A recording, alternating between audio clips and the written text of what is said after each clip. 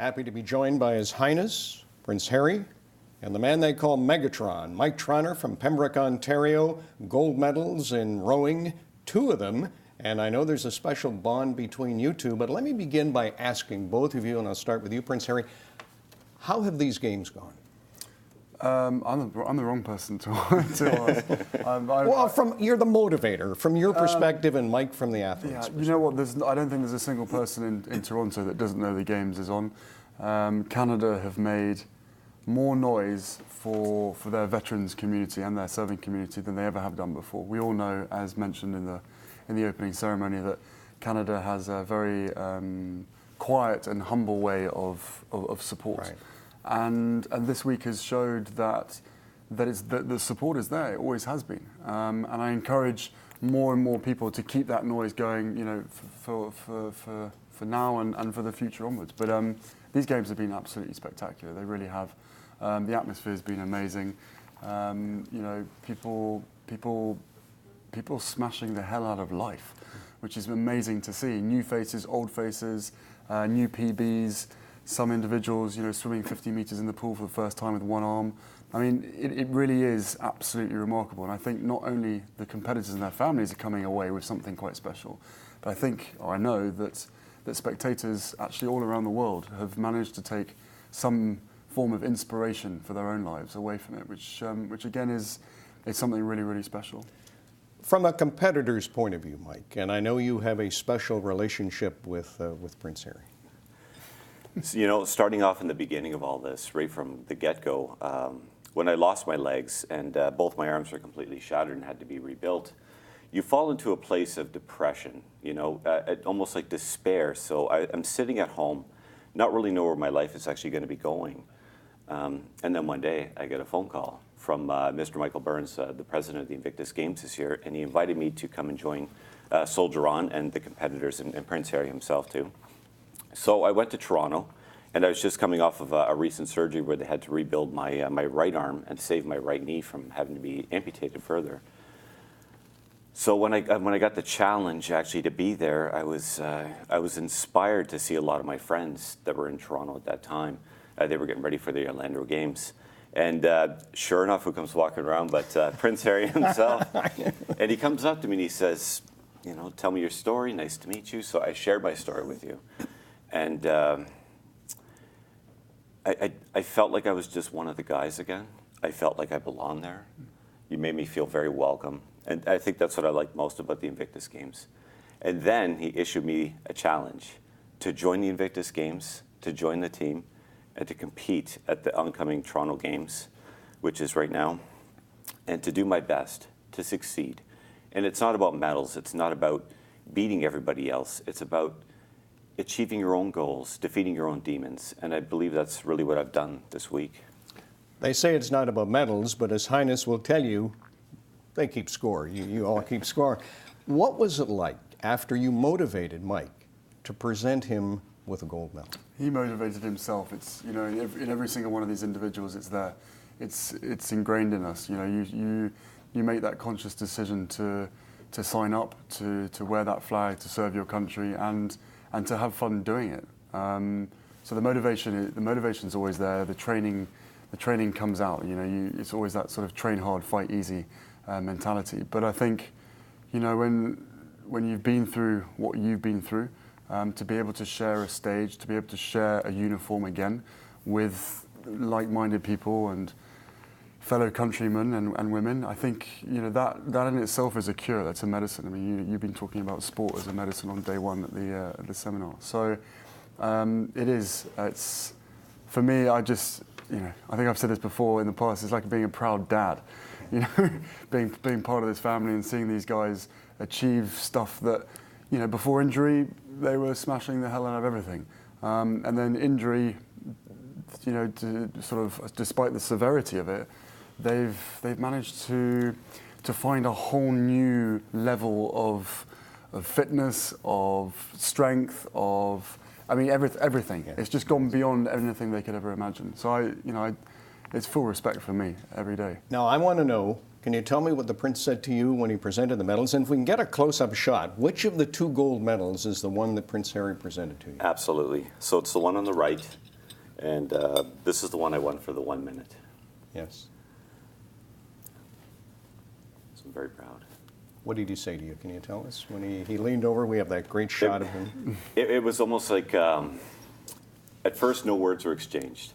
I remember holding up the Canadian flag, and just to my right, there was Prince Harry, and like he just explained, like a proud dad, he had his hands crossed like this, and he was smiling at all three of us, like it was a real accomplishment, and that we had actually gone the distance and accepted the challenge. And at that point, I actually felt like I had completed the circle. You know, I've gone full circle. I've done what I came here to do. I've exceeded my own expectations. And when he came over and congratulated me and presented me with the medal, you know, my heart stopped, and I doubt that. I doubt your heart stopped. That's already happened to you twice or something in your life. Yeah, I've died twice before. After the rowing machine, I think that was the one time when your heart Yeah, but they was say not things there. happen in threes, you know. So, Let me ask you, and I want Mike to answer this. The competitors I talk with feel there's a bond with Prince Harry. He's one of them, not just as a soldier, but they tell me he continues to walk the walk. Is that right? It's true. We could relate to this man because he's actually been there. He's experienced. He's been on the battlefield. He's bled and fought beside us. So definitely somebody like you we can relate to. To us, when you actually speak to him, he just feels like one of the guys. You don't feel nervous. You don't feel uncomfortable like you might be in a very political type of situation or something like that. When he's around, he sits down beside you, and he's everywhere. He's too. everywhere, Yeah. and That doesn't sound so good. you feel very relaxed when you're with Prince Harry. And I'm normally the one saying something inappropriate, just to sort of try and break the ice. That surprises me. And then what I get in return is something that surprises me, which it doesn't happen often with these guys. But yeah, it is. Look, it doesn't matter what nation you're from. It's a brotherhood, it's a sisterhood, it's that camaraderie that people just they pine for it, and we all made the same decisions. Some of us, some of us got injured, some of us didn't, but we've all got the same values, I guess. We've all done the service, and we've all enjoyed ourselves, and it's being able to have that level of understanding, I think, of each other. This is not to a certain extent. Yes, this is not the first time we met, and it's good to hear it from a competitor because everywhere I go, people say, "What's he like?" And I say, "Well, he's normal." But to hear it from the athletes, the bond, that is something special. Prince Harry, I want to read this and direct this to you. The first Invictus Games, 3 years ago in London, 13 countries, 400 competitors, 9 sports. Last year in Orlando, 15 nations, 500 competitors, 10 sports. Here in Toronto, 17 countries, 12 sports, 550 competitors.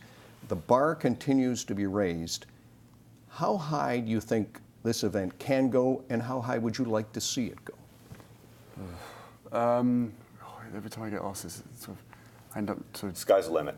That's it. Just say sky's the limit. Sky's the limit. Look, I think I've said many times before that Invictus has got a shelf life because, as other people have said, the conveyor belt of wounded coming back from war has ceased to a certain extent, right. Especially for these 17 nations to a certain extent as well.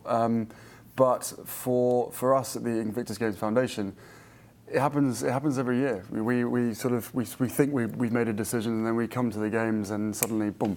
And it's like, you know what?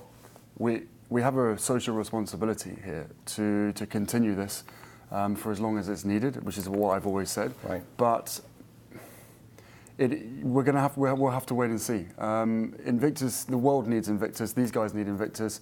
I need Invictus. We all need our fix. We all need to be inspired. We all need to be encouraged, and we all need to be reminded about what duty and service is all about. So it would be silly of us to close it down. But the shape and the form of it will change. We've got a few ideas and a few plans that we've been talking to some of the guys about, and the future looks bright. It really does look very, very exciting. But we're not talking about 2,500, 3,000 competitors. Right. It will be a gradual increase if we can. These things cost money, but at the same time it's impossible to to say no, and it's impossible to try and wrap something up that's having such a massive impact on changing lives and saving lives. I know you've got a million events to go to today. Your schedule's tight. Two very quick questions. What do you see, one each, what do you see as the legacy? You talked in Orlando, not just to servicemen and women, but the woman with postpartum blues, the man in his bedroom. What do you want to see as the legacy? The legacy for me, for Invictus, is these individuals that have impressed me and impressed anybody who's been part of the the military family. Right. Is to put them out there, put them back into society, because as I've always said, once served, always serving. And therefore, if you've ever worn the uniform, and it doesn't have to be the military, it can be the fire department, or it can be police, whatever it is. But anyone who's worn the service will remind you of what duty in service actually is, and in a lot of cases, sacrifice. And I think if the legacy is that, these individuals back into society, doing their bit, continuing to serve, whether it be at home, whether it be in their community, whether it be on a bigger scale, whatever it is, whatever they feel comfortable doing, I feel as though the legacy for Invictus will be reminding people what duty in service is, and therefore literally turning mindsets for the positives. You always say the last word belongs to the competitors. Mike Burns, the CEO, has done such a good job at these games. One of his themes is family, and I'm going to probably confuse the cameraman. Leah, can you come in here? This is Mike's wife. Can you please walk in here and stand? His Highness will stand. Come on in, Leah. They've talked about the importance of family. Families are conscripted, but they're left behind. Can you talk to that theme and what it's meant to you? Absolutely. So after I was injured, I mean, I literally lost all sense of every little aspect you could imagine in my life was turned upside down. I couldn't floss my teeth, I couldn't shave, I couldn't brush my teeth, I couldn't shower, I couldn't do anything on my own. I couldn't even tie my shoelaces because, well, I don't have feet, but you're really not able to do anything on your own again in the beginning. So if I didn't have my wife, Leah, I quite literally couldn't do anything. And that even involves with training, that involves being here for the Invictus Games. I have a very difficult time at the training. So she'll actually set up my training equipment, help me to row. She'll go out cycling with me so nobody actually runs me over with their car on the highway, so that's a good thing. So she really gives me the crutch, if you want to think about it like that. Where I need an aid to actually help me in life, she would be it. Well, I thank you all. Your Highness, thank you. Leah, good to have you here. Michael, anything you want to say to, you don't have a microphone, but anything you want to say to Prince Harry? I know I'd like to say something. Yes, go ahead. On behalf of all of Team Canada, for everything that you've done, thank you so much. You changed my life. You really have. And you've changed my wife's life.